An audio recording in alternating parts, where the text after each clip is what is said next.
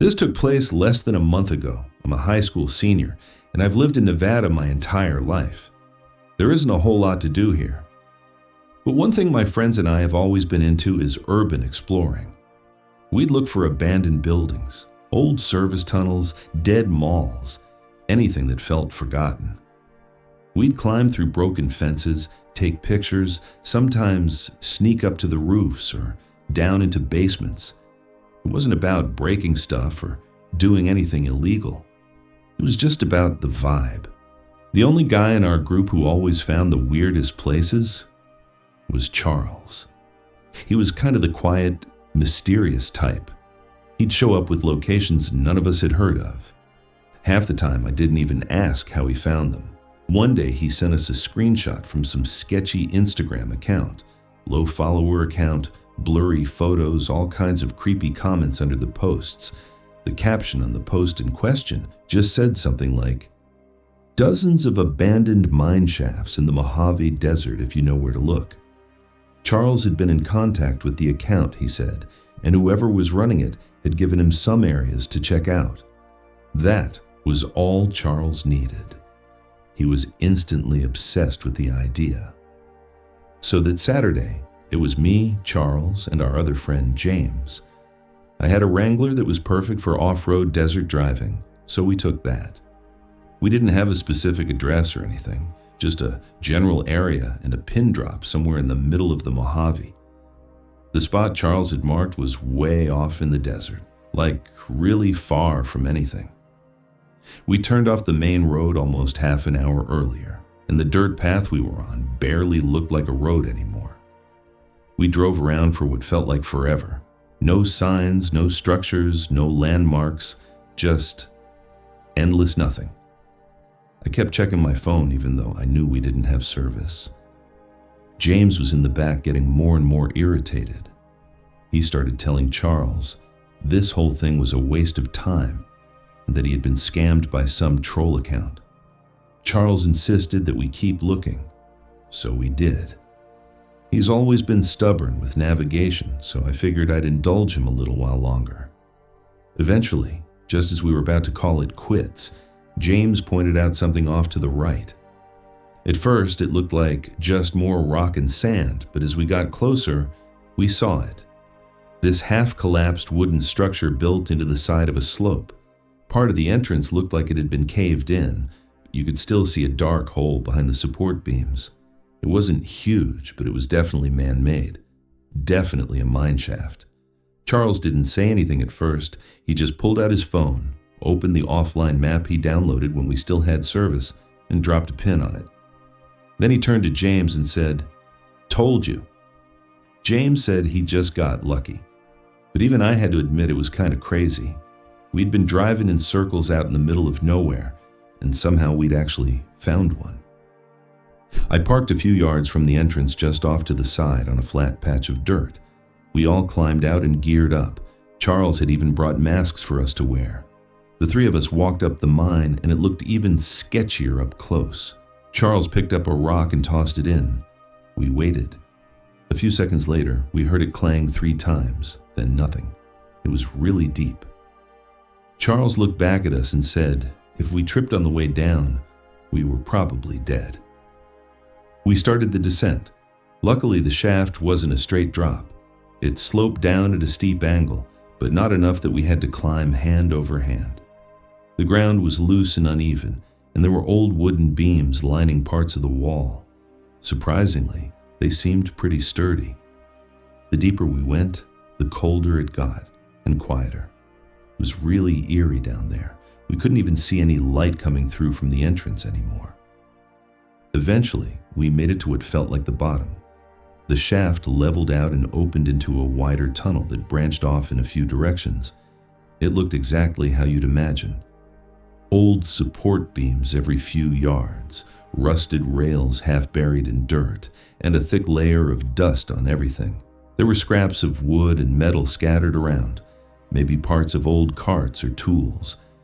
It smelled kind of stale in there, if that made any sense.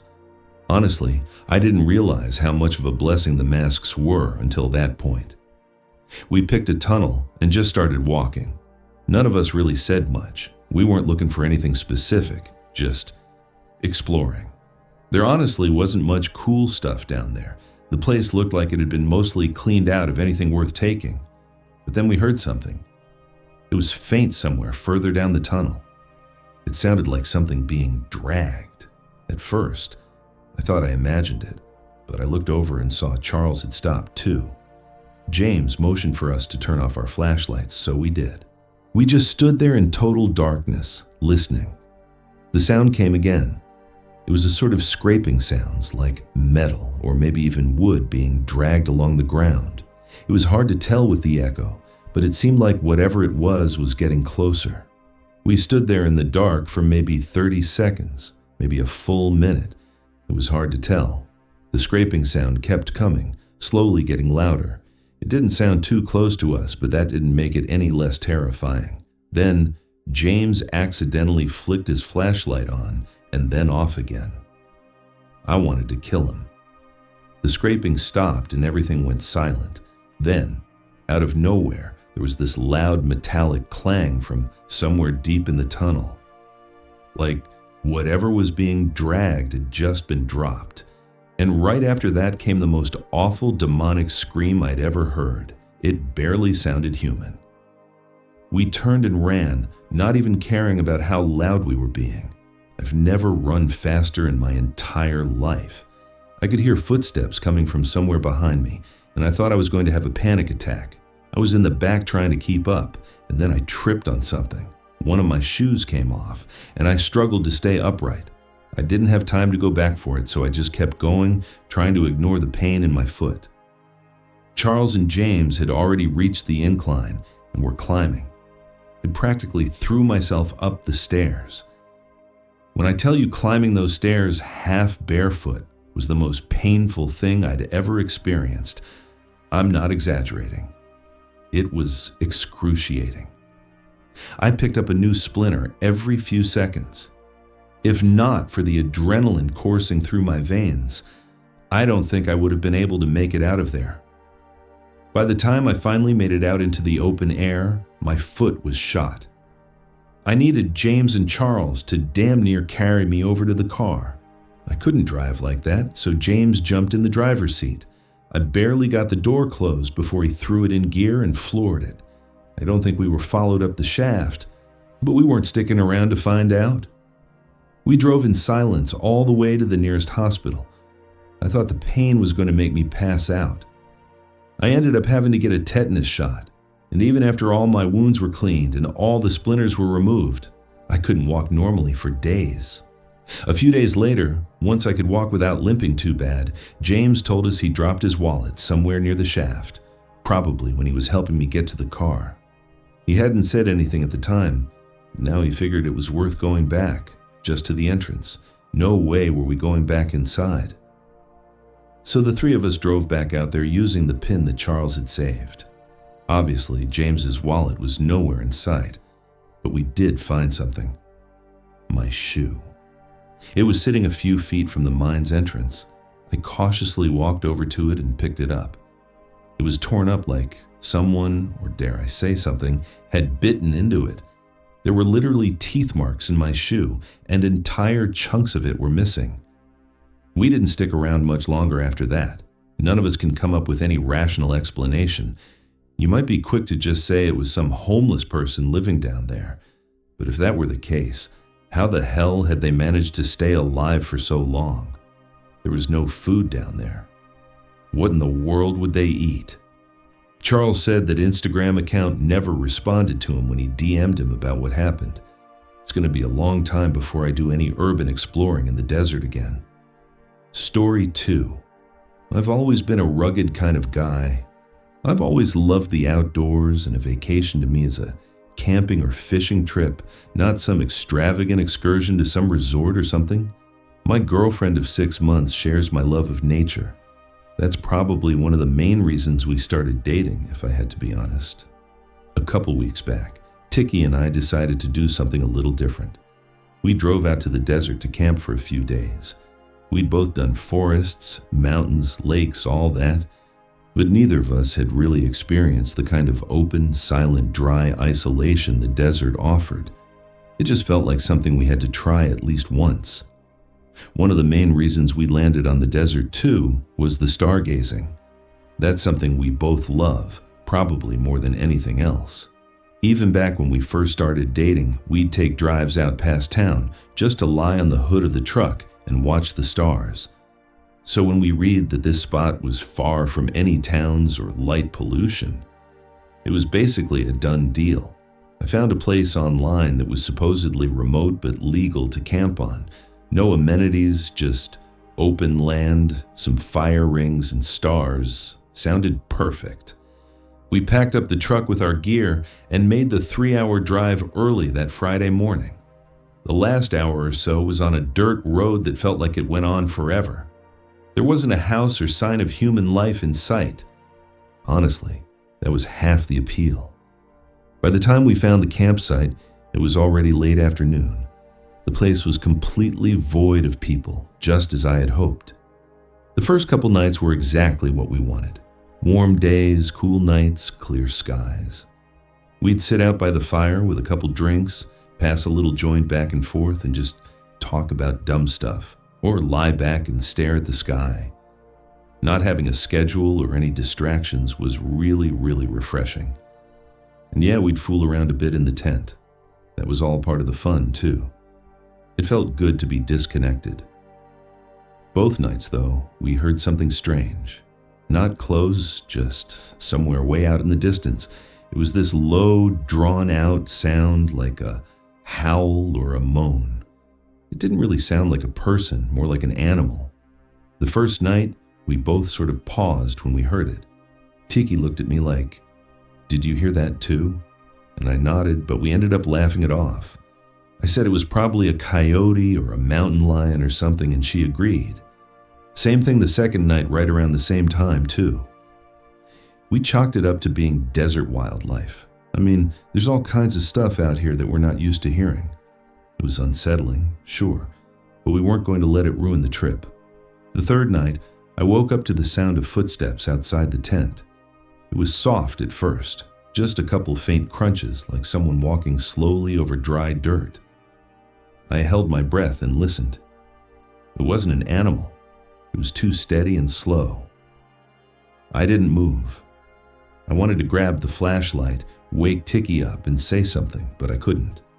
I was frozen. My heart was pounding, and every muscle in my body felt locked up. The steps didn't go around the tent.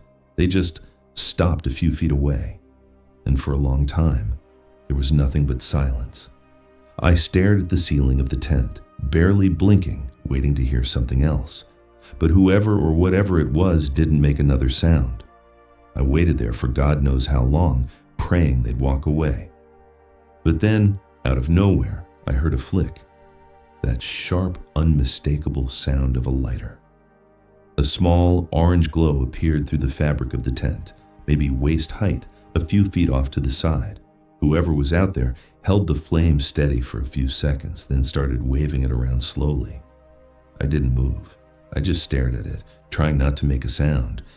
And then the flame got bigger, way bigger. It went from a flicker to a glow, like they'd lit something, a torch, maybe. Then, without warning, the person dropped whatever they were holding. I heard it hit the dirt with a dull thump, and a second later, the side of the tent lit up. The heat came fast, way faster than I expected, and within seconds, the fire started spreading. That's what finally snapped me out of my haze. I woke Tiki up, and she immediately realized what was happening. We scrambled, no time to think. We started tossing our stuff out of the tent and onto the dirt. I'm not even sure we got everything. We sprinted out of the tent while the fire spread. Tiki grabbed one of our water jugs and dumped it on the fire while I tried stomping out anything that had caught on fire. Eventually, we got it under control. Half the tent was completely ruined. I grabbed the flashlight and started scanning the area around the tent, looking for the person who had just tried to kill us, but there was no one. At least, no one I could see. Tiki started packing up our stuff, and I quickly followed suit. We started speedwalking what we thought was the direction of the truck. There weren't any landmarks and it was dark, so we were practically guessing. After a few minutes, it became clear we were turned around. At some point, maybe 10 minutes into walking, I heard it again. That same distant scream we'd heard the first 2 nights. Only this time, it didn't stop. It kept going like an animal was in constant pain. And then another scream started from somewhere else, and then another one. They were all coming from behind us, but it was clear that there were multiple things out there. I didn't say anything. I just grabbed Ticky's arm and started moving faster. By some miracle, we actually found the truck. We practically threw all of our stuff into it, and I drove off as fast as I could. I couldn't go too fast, though. The road was rough, and without any light besides my high beams, it felt like every dip and bend could flip us. After what felt like forever, we finally hit a main road. I didn't stop speeding until I saw other cars again. Ticky was holding it together, but I could tell she wanted to cry, and I was doing a really bad job of consoling her. We did call the police to report everything that happened. All I can think about all this is how if I weren't such a light sleeper, my girlfriend and I could have been murdered that night in the middle of the desert. Story 3. This is important context for what I'm about to tell you.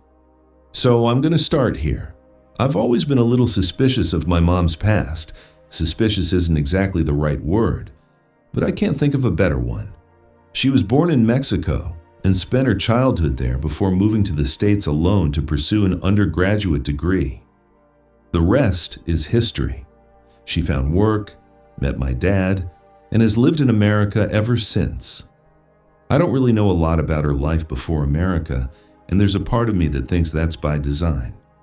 She avoids talking about her past entirely and dismisses any questions about it with a joke or by changing the subjects. Growing up, my dad always told me that it was because she had some childhood trauma that was better left undiscussed, and I believed that for the longest time. I mean, why wouldn't I? But as I grew older, I started getting more and more curious and would often marvel at how skilled my mom was at dodging those kinds of questions at family gatherings and whatnot. Here's what I do know. She lived in a border town somewhere in northern Mexico along the Texas border. It doesn't have the best reputation being a border town and all. The closest I've ever gotten to knowing anything about her parents is a joke that she told a few times when I was younger. She would laugh that her dad's side of the family were the politicians and her mom's side were the crooks. She was never able to tell which was which. I never read into it as anything beyond a cynical political joke. But as I grew older, I started wondering whether there was more truth to that statement than I had originally thought. Her dad worked for the government in some capacity, and she never spoke about her mother, not once. The only other piece of information I have is a name. I'm not going to write it out, so I'm just going to call him R. One night when I was around 10 or 11, I woke up in the middle of the night to use the bathroom. As I was walking past our living room, I heard my mom speaking in a quiet voice. I didn't understand Spanish, but she repeated R's name multiple times, the way someone talking about someone would, as opposed to someone speaking directly to someone. All the lights in there were off, so I couldn't actually see her, but I could hear her. Even though I knew it was just Mom, my young self was still a little scared of the dark, so I instinctively flipped the light switch on. She didn't scream or even react to the light. It was like she was anticipating that I'd be there. Instead, she immediately hung up the phone and glared at me with a look I had never seen from her. She told me to go back to bed, and I did. And that's it. That's basically all I know about my mother's past. A joke, her dad's very vague occupation, and the name R. What I'm about to tell you happened almost a year ago to date, and it's been on my mind a lot recently. I'm from Arizona, lived there my whole life. I was a year removed from graduating college, and I was driving through the desert on my way to meet up with one of my old college friends. It was a really long drive on talking road trip hours, and I was tired of listening to music. I'm not a podcast guy, so I was low-key cycling my contacts, calling up all my friends and whatever girls I happened to be talking to. Eventually, I decided to call my mom. We're both really into soccer, so we were talking about the upcoming Champions League fixtures and how exciting the matchups were. She's got some serious knowledge on the sport, so the two of us can talk soccer forever. Out of nowhere, I saw two pickup trucks blocking the road up ahead. It didn't look like a car accident, so I wasn't sure what I was looking at. I was worried that someone might need help or something, so I slowed down as I approached. My mom was still on the phone, but I hadn't let her know what was happening. I stopped my car and sat there, wondering if it would be a good idea to get out. Before I could do anything, 3 men sprang out from the 2 cars, all holding guns. I froze up and realized there was another car quickly approaching mine from behind. I was unarmed, so compliance was really my only choice at that point. One of the men tapped his gun on my door, motioning for me to get out. The other 2 stood a little further back. I put my hands up and slowly got out of my car. By that point, the car behind me had fully caught up and was parked a little ways away. The man barked a few commands in Spanish, but I didn't understand what they were saying. I consider my inability to speak Spanish one of my biggest failures in life, especially as a Mexican American. And in that moment, not being able to at least communicate with my asalans, I wanted to die. It didn't take a translator to know what they wanted me to do, though. Before I knew it, my phone, keys, wallet, and other personal belongings were in their possession, and it looked like I was going to be stranded in a barren desert with no viable escape. One of the men got into my truck, and that's when things took a turn. I realized I hadn't hung up the phone with my mom, and since my truck was still running, she was still on the line. I watched through my driver's side window as the man reached his finger toward the screen, as if to hang up, only to pull it back like he had changed his mind. I kept watching, and it seemed like he was listening. I instantly connected the dots. My mom must have been speaking to him. Eventually, I saw his lips start moving and realized they were having a full-on conversation in there. I obviously couldn't hear anything because the windows and doors were closed, but I knew they were speaking Spanish.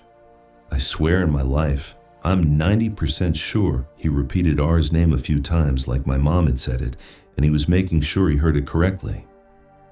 At some point, the other guys must have realized what was going on because they stopped guarding me and approached the car. The guy inside rolled the window down and stared at me as he spoke to the other 2 men. After he finished talking, all 3 of them turned and stared at me as if sizing me up. The conversation didn't last long after that. They hung up the phone and walked back over to me. They handed me all my stuff back, including my car keys. The only thing they took was the cash in my wallet. One of the men looked at me, smiled, and in a thick accent said, "Taxes, he did it. I had never been more happy to lose all my cash in my life." As I drove away, all 3 cars, including the one that had been behind me, started speeding off into the desert away from the road. My plan was to try memorizing their license plates, but none of the cars had any. I was still in shock. After a few minutes of driving, I called my mother back and demanded an explanation. She told me that she had simply threatened to call the police on them as she was tracking my location and knew exactly where I was. I told her that was obviously BS and insisted she tell me what they had really been talking about. She was adamant about her story, though, and told me most of the Spanish was just her pleading her case. Even though I didn't believe her story, there was nothing I could do but accept it. I asked her to call the police for me, and she said she would. Eventually, we ended the call, and I drove the rest of the way in complete silence. In all honesty, I blocked that experience out of my mind for as long as I could. But over time, I just couldn't anymore. I'm becoming more and more sure that my mom had some kind of tie to a Mexican gang or cartel growing up. And even scarier, maybe that tie didn't end when she left Mexico. She knows I'm not stupid, so I don't know how much longer she expects to keep the charade up. I feel like I should just straight up ask her, but I'm really worried about what kind of tension that might create, or worse, what kind of world I might be getting myself into should she tell me the truth.